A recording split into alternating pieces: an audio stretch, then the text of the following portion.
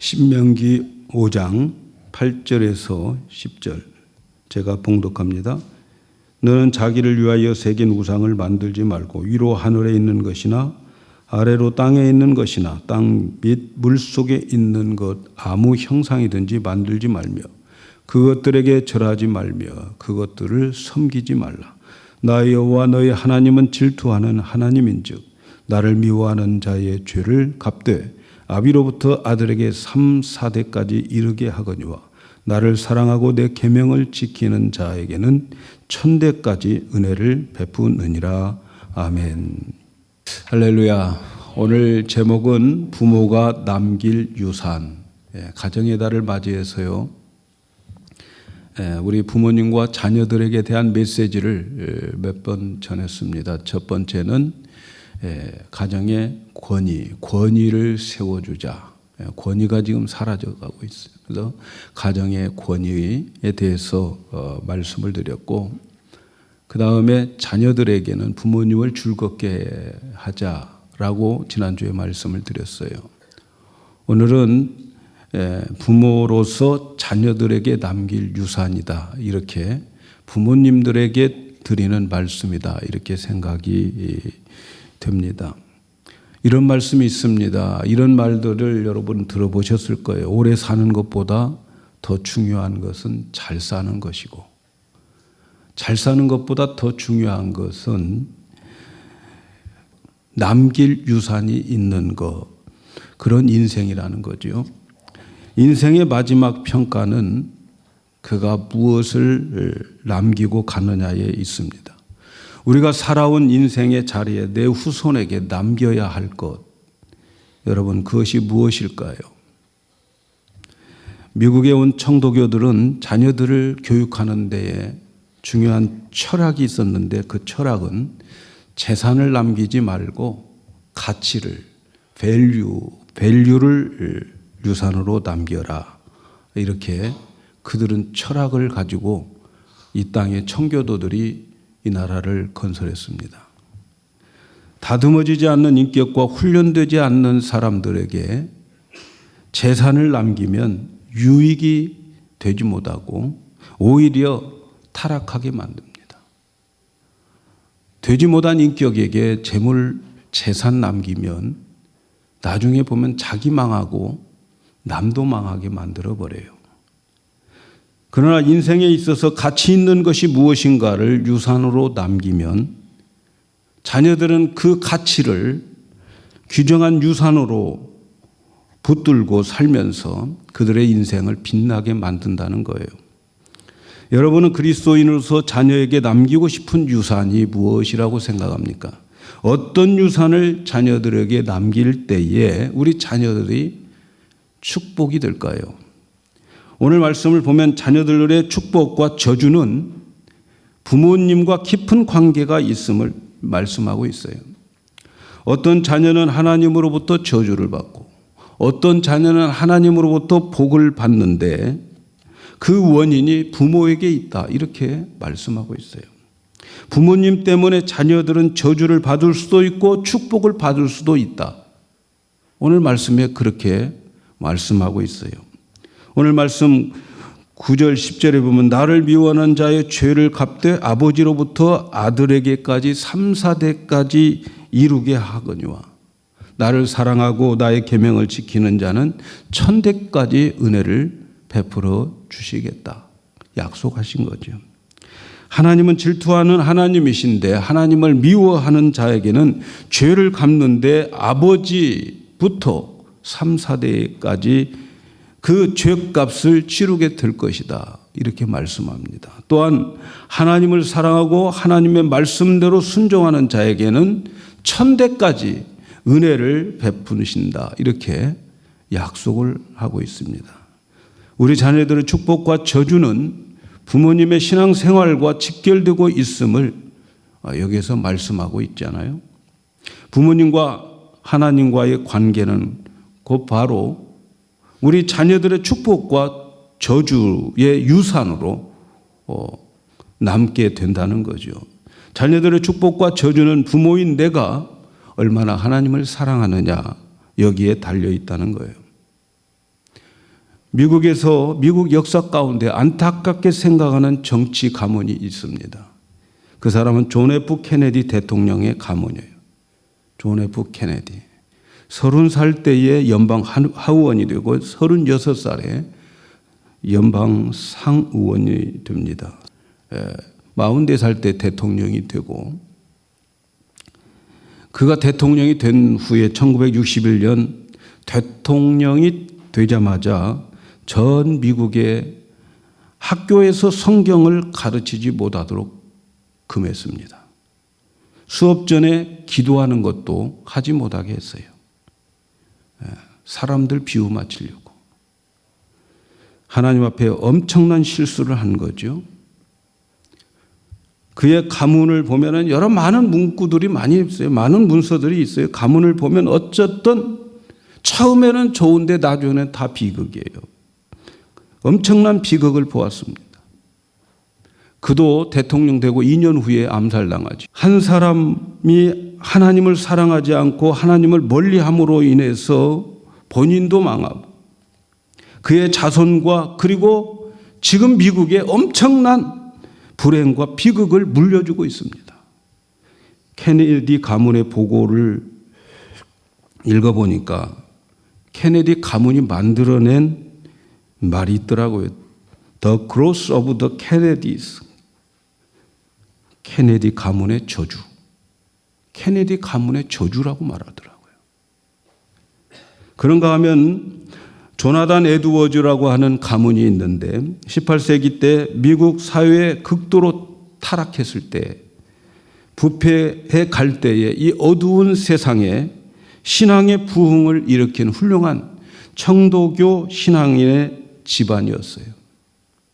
이 조나단 에드워드가 경건한 신앙으로서 신앙의 부흥을 일으키고 그가 죽은 후 150년 후에 누군가가 그의 가문을 조사를 했더니 그 후손이 1394명이나 되었다고 그래요. 그리고 그 가문들 중에는 교장이 13명, 교수가 65명, 의사가 60명, 목사가 100명이나 되었다. 목사가. 군인은 75명, 공무원 80명, 저술가 60명, 언론인들이 18명, 그중에 부통령도 있고 상하의원, 도지사, 시장, 대사, 시장 등 수많은 사람들이, 유명한 사람들이 그 가문에 있더라는 거죠. 한 사람이 경건한 가정으로 신앙생활을 할 때에 그의 자녀들에게 주는 축복, 그가 심은 축복, 그 후손은 길이길이 복을 누리게 되는 것을 봅니다. 신명기 5장 10절에 있는 말씀처럼 나를 사랑하고 내 계명을 지키는 자에게는 천대까지 은혜를 베푸니라. 그 부모의 신앙 덕택으로 자손들이 하나님의 은혜를 천대까지 받고 있습니다. 사랑하는 여러분, 가정의 달을 맞이하면서 우리는 축복을 유산으로 남기는 부모가 되어야 됩니다. 축복을 유산으로 남기는 부모가 되시기를 축복합니다. 그러기 위해서는 첫째는 나의 신앙 상태를 먼저 점검해 보셔야 돼요. 사랑하는 여러분, 가정의 달 맞이하면서 부모된 우리는 이 한 달 동안 좀 나의 신앙 상태를 좀 점검해 보셨으면 좋겠어요. 왜냐하면 나의 신앙은 나의 당대에서 끝나는 것이 아니라 나의 삶을 통해서 후손들에게 복이 남겨지기 때문에 그렇습니다. 우리 자녀들의 축복은 나의 신앙생활의 직결됨을 기억하시기를 바랍니다. 나의 죄가 자녀의 3, 4대까지 내려간다면 나의 죄 때문에 자식들에게 죄값이 되물림되고 있다고 하는 사실을 우리는 기억해야 됩니다. 그래서 부모님들은 자신의 신앙을 살피시고 내 죄가 자녀들에게까지 넘어가지 않도록 하나님 앞에서 회개해야 되고 경건에 힘써야 될 줄로 믿습니다. 1995년도에 제가 이제 93년도에 미국에 왔고 그리고 94년도에 이제 교회를 시작을 했어요. 사실은 뉴욕에서 교회를 시작을 하려고 할 때에 조지아에 있는 우리 친정집에, 집사람의 친정집에 언니가 자꾸 그쪽으로 내려와서 목회하자고 그러는데, 뉴욕에서 제 발목을 잡고 뉴욕에서 살자고 하는 그 사람 때문에 뉴욕에서 개척을 했어요. 1년쯤 이렇게 개척을 하고 있었는데, 이 1년 조금 지나고 나니까 교인들이 정말 이렇게 몰려들기 시작하니까 그 집사님이, 저의 발목을 붙잡은 집사님이 다른 교회로 옮기겠다고 그러더라고요. 그때 제가 얼마나 많은 충격을 받았는지 몰라요. 그분 때문에 제가 뉴욕에 남아서 개척을 하고 있는데, 좀 사람이 몰려드니까 다른 교회로 가야겠다는 거예요. 가는 이유가 참 기가 막혔어요. 그때 제가 어떻게 할 수 없는 거예요. 저는 개척교회, 큰 교회 가서 시스템이 있는 데서 자녀들을 가르치고 싶다. 또 큰 교회에 가야 자기가 사업하는 데에 정보를 얻을 수 있고, 큰 교회 사람들 그곳에 가야 하여튼 뭐 가정도 편하고, 하여튼 5가지를 되는데 제 힘으로는 어떻게 해결할 수 있는 길이 하나도 없더라고요. 너무너무 실망을 했어요. 정말 지금도 그때 생각을 하면 마음속에 얼마나 그 엉어리가 풀리지를 않아요. 그분은 나한테 지금도 엄청 잘해줍니다. 그런데 그 엉어리는 풀리지 않아요. 너무 실망하고, 그래서 그 실망감 속에 있을 때에 신문 광고를 보니까 100불만 내면은 숙식 다 제공해 주는 세미나가 있더라고요. 호텔비도 주고. 그래서 무조건 가족들을 데리고 갔습니다. 가서 세미나에 참석하면서 이제 마음을 정리를 하면서 많이 회개를 했어요. 우리 가족들은 그날 밤 너무 피곤해가지고 다 자고 있었어요. 근데 저는 잠이 안 와요. 그래서 잠이 안 와가지고 그날 밤 일어나서 그 호텔의 책상에 앉아서 편지를 쓰기 시작했어요. 저희 집사람에게 쓰는 편지죠. 일종의 유서였습니다. 그때 내가 그 편지를 이제 쓰면서 집사람한테 주고, 나 죽으면 읽어봐라 그랬어요. 그때 제가 쓴 편지 내용이 지금 생각해 보면 22년 전에 쓴 편지여서 잘 구체적인 기억은 잘 안 납니다만은, 지금도 제 마음속에 생생하게 기억나는 그 내용이 기억나요. 그때 제가 그 편지에, 정말 유서를 쓰고 있는 그 편지에 제가 이런 내용을 썼어요. 이 약속을 믿어요. 나를 사랑하고 나의 계명을 지키는 자들에게는 천대까지 은혜를 베푸느니라. 나는 이 약속을 믿는다. 이 약속을 믿기 때문에 나는 하나님을 더 사랑할 것이다. 만일에 내가 어떤 일을 당했을 때에 교회냐 가정이냐라고 고민될 때는 나는 교회를 택하겠다. 나는 교회를 택하겠다. 왜냐하면 내가 하나님을 사랑하는 것이 내 가족을 진정으로 사랑하는 길이기 때문이다. 이런 내용이었어요. 자녀들에게 남겨놓은 유산은 내게 없겠지만, 그러나 내 유산은 이 약속, 내가 하나님을 사랑하면 하나님은 우리 자녀들에게 천대까지 은혜를 베푸실 이 약속, 이제 내가 죽고 나면 자녀들에게 아빠가 남긴 유산은 이 약속뿐이야. 이렇게 말해달라고 제가 그때 편지를 썼어요. 그리고 제가 이제 죽을 각오를 하고 교회를 세웠어요. 간판을 새로 달고. 제 인생에 있어서 간판 새로 다는 것은 참 의미가 있었어요. 몇 번. 뉴욕 성신교회 이렇게 간판을 새로 올렸어요. 새로운 마음으로 이 간판을 올리고 새로운 시작을 해서 제가 그곳에서 18년 동안 했던 그 큐가든 성신교회의 모체가 된 거죠. 그리고 그때 내가 보험을 들었어요. 무슨 보험이냐면 생명보험.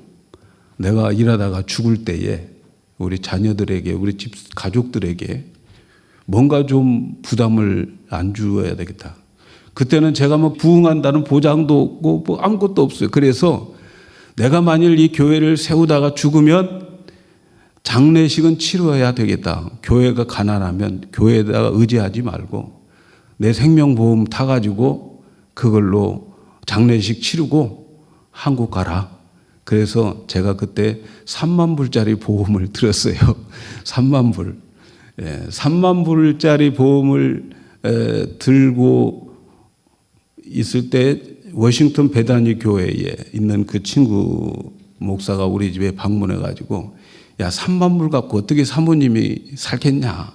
좀 올려라. 그래가지고 제가 올려서 5만 불로 올려가지고 5만 불로 올려가지고 그것 가지고 이제 이렇게 하다가 지금은 그 보험마저 깨버렸어요.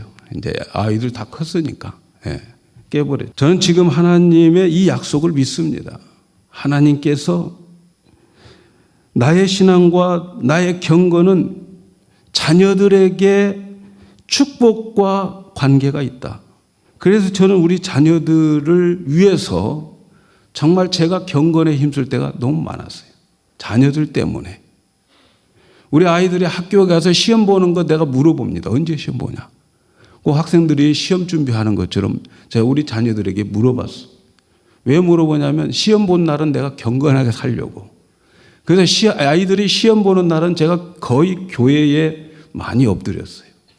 그래서 그 시험 끝날 때까지, 학교 수업 끝날 때까지 교회 안에, 예배당 안에 머물러 있으려고 그렇게 경건에 힘썼어요. 왜냐하면 나의 이 모습이 우리 자녀들에게 영향이 끼치니까.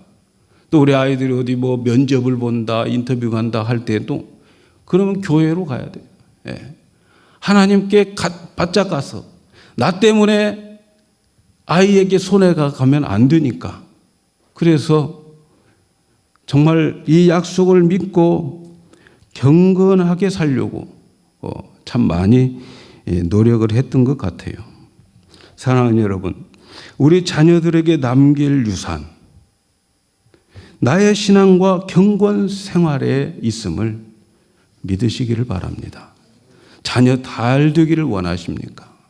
우리 자녀 축복받는 자녀가 되기를 원하십니까? 하나님을 사랑하는 마음을 달라고 기도하세요. 성령님은 우리 마음에 하나님의 사랑을 넘치게 부어주십니다. 하나님의 사랑을 우리 마음에 넘치게 부어줄 때에 그 사랑에 감격해서 내가 하나님을 사랑하게 되는 거예요. 내 의지와 내 인내와 결심으로 안 되는 거예요. 하나님이 나에게 하나님의 사랑을 내 마음에 부어주셔야만 하나님을 사랑하게 되는 거예요. 그래서 성령님 환영하시고 초청하시고 의지하시고 날마다 그분을 부르셔야 돼요. 제가 성신교회라고 이름을 줬던 것은, 뉴욕에서 성신교회라고 이름을 줬던 것은 지금 시대는 성령 시대야. 성령을 떠나서는 아무것도 할 수 없다. 그래서 우리 교회는 성령의 역사가 뉴욕에서 가장 많이 일어나는 역사가 되어야 되겠다. 그런 마음으로 사실 이름을 새롭게 짓고 간판을 올려고 했습니다. 여러분, 성령님이 우리에게 오셔야 됩니다. 충만하셔야 됩니다. 그러려면 말씀과 기도가 충만해야 돼요. 우리의 의지와 우리의 의지력을 기도하는데, 말씀 듣는 데에 활용하셔야 돼요. 내 몸을 쳐서 그쪽으로 복종시킬 때에 그 다음 하나님의 은혜가 우리에게 넘치게 될 줄로 믿습니다. 두 번째는 우리 자녀들을 위해서 축복 기도를 하자 하는 거예요. 자녀들에게 남길 유산은 기도입니다. 시간을 내어서 자녀들에게 복을 빌어 주어야 됩니다. 그러면 우리 자녀들은 복을 받습니다. 성경을 보면 믿음의 사람들은 항상 자녀들에게 축복 기도를 남깁니다. 특별히 자기의 죽음이 다가온다는 마지막 예감이 들 때에는 조상들은 자녀들 다 불러놓고 축복의 메시지를 전해줍니다. 그리고 이 축복 기도를 남겨요. 성경은 이런 믿음의 전통들이 있어요. 아브라함이 죽기 전에 아들 이삭을 불러놓고 축복해 줍니다. 그리고 이삭은 야곱을 불러놓고 축복을 남깁니다. 야곱도 자기 아들을 다 불러놓고 죽기 전에 축복으로 유산을 남깁니다. 그런데 놀라운 것은요, 그들이 축복하는 그 축복이 그대로 되어져요. 참 놀랍죠? 부모님이 축복하는 그 축복이 자녀들에게 그대로 되어져 있음을 우리는 성경을 통해서 똑똑히 봅니다. 그래서 우리는 자녀들을 위해서 축복을 해줘야 돼요. 축복이 뭡니까? 빌축자 복복자예요. 복을 빌어주어야 되는 거예요. 성경은 하나님의 자녀들에게 이렇게 축복하라고 가르쳐요. 민수기 6장 22절 27절에 보니까 여호와께서 모세에게 일러 가라사대 아론과 그 아들들에게 고하여 이르기를 너는 이스라엘 자손을 위하여 이렇게 축복하라. 여호와는 내게 복을 주시고 너를 지키시기를 원하며 여호와는 그 얼굴로 내게 비추사 은혜 베푸시기를 원하며 여호와는 그 얼굴을 내게 향하사 평강 주기를 원하노라. 그러면 그들이 이같이 내 이름으로 이스라엘 자손에게 축복하면 내가 하나님이 축복받은 자들을 찾아서 복 내려준다는 거예요. 이 말은 다시 말하면 축복하는 자가 있으면 축복받은 자는 하나님이 복 내려준다는 거예요.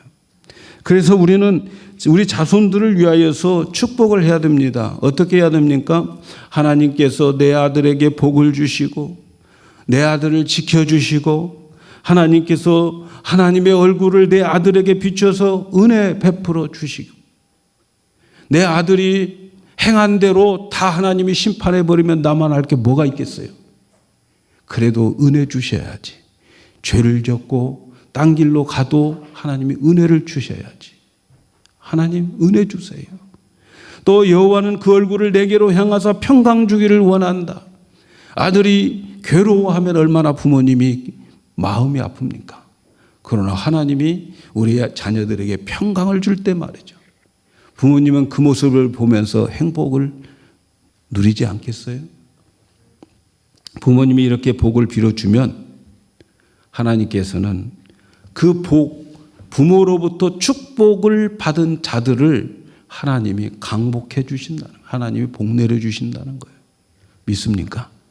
그래서 여러분 오늘부터 우리 자녀들 자꾸 뭐라고 욕하지 말고 안 된다고 하지 말고 우리 축복하십시다. 어떻게 하실 겁니까, 여러분?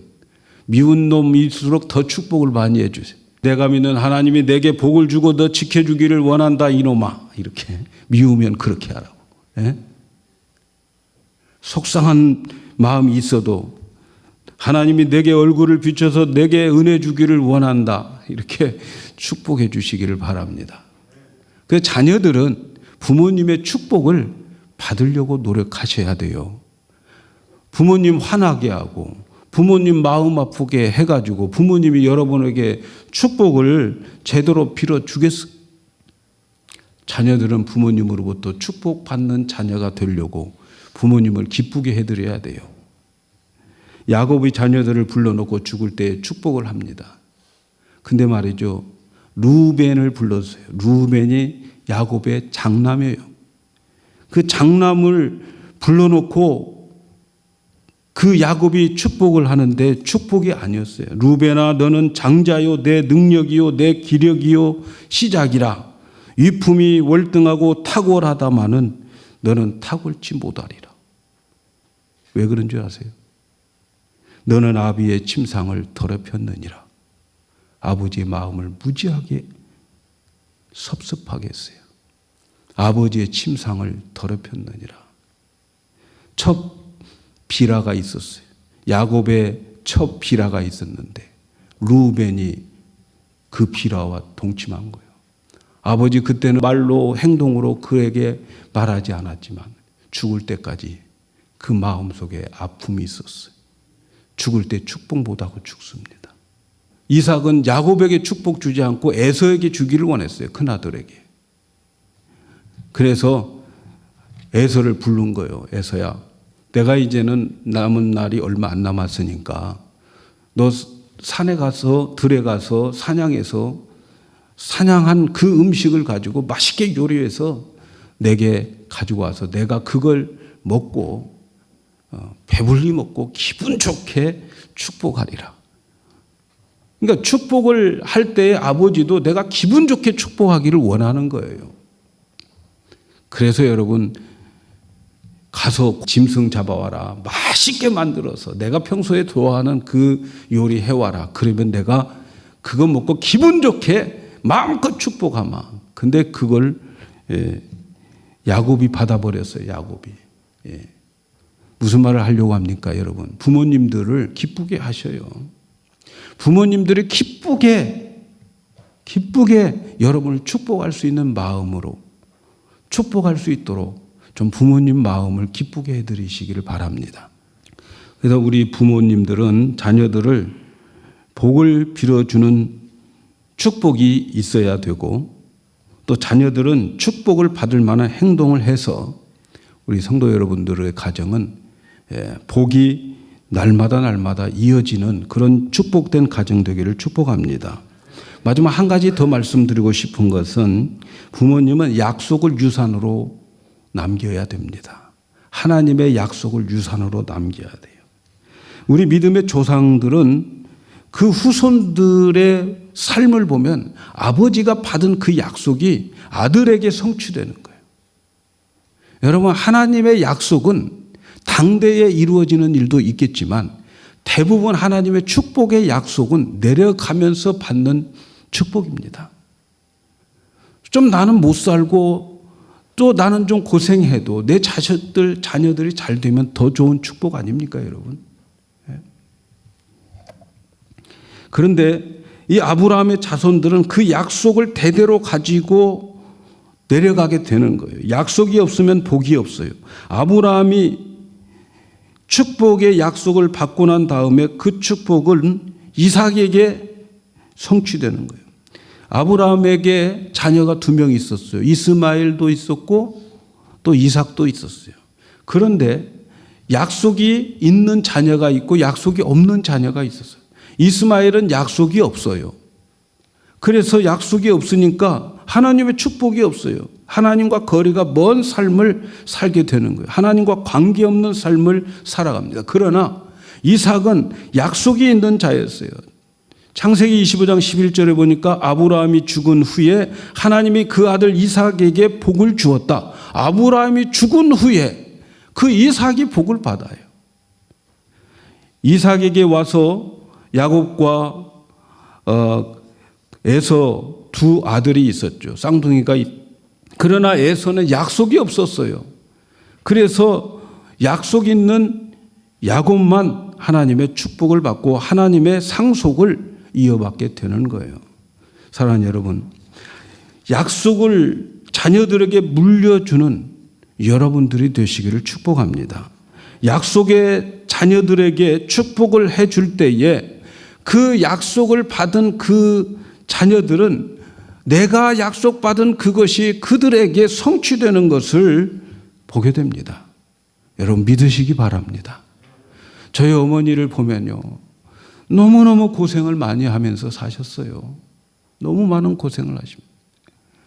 우리 어머니의 그 약속, 그 받은 약속들, 우리 어머니는 내가 볼 때에, 자식인 내가 볼 때에 다 못 받고 살았던 것 같아요. 너무 가난하게 살았고요. 그러나 어머니가 기도하고 어머니가 받은 약속을 나는 제가 누리고 있다고 믿습니다. 내가 잘나서 내가 하나님의 은혜를 받고 복받은 게 아니에요. 우리의 부모님, 우리의 어머님, 그 추운 겨울에도 강대상 밑에 나가서 기도하시는 그 어머니의 기도가 오늘 나를 이렇게 만들었다, 저는 믿습니다. 부모님의 그 약속 붙잡고 기도하는 부모님의 그 자녀들, 여러분 그 약속이 거기에 성취되고 있음을 믿으시기를 바랍니다. 그래서 우리는 약속을 자녀들에게 축복으로 물려주는 부모님들이 다 되어야 됩니다. 내가 약속받으면 그 약속을 자녀들에게 물려주십시오. 하나님의 말씀은 예언입니다. 예언이고 약속이고 그래서 커버넌트라고 그래요. 약속 혹은 계약이라고 말합니다. 그 약속은 곧 축복이에요. 계약입니다.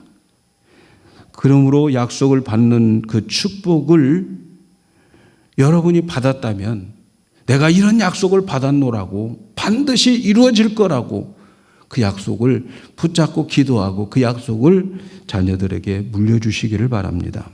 약속의 자녀들은 말씀을 들을 때 그 말씀을 부모님의 말씀을 예언으로 받아들여야 돼요. 그러면 그 예언은 약속이 되어서 그리고 반드시 그렇게 되어지고 축복을 받게 됩니다. 더구나 우리 부모님들은 내가 하나님의 약속을 붙잡고 순종함으로 얻은 그 간증들을 자녀들에게 상속시켜 주셔야 돼요. 그래서 우리 자녀들도 내가 그렇게 그 말씀 붙잡고 살았던 그 실상을 그들도 경험하고 체험해서 하나님의 축복의 주인공들이 될 수 있도록 우리 부모님들은 그들에게 그 약속을 허락해 주셔야 됩니다. 사랑하는 여러분, 우리는 부모들은 이제 자녀들에게 축복을 유산으로 남겨야 됩니다. 그것은 바로 우리의 신앙입니다. 나의 경건한 생활입니다. 그리고 내가 믿는 하나님입니다. 내가 믿는 하나님을 자녀들에게 물려줘야 돼요.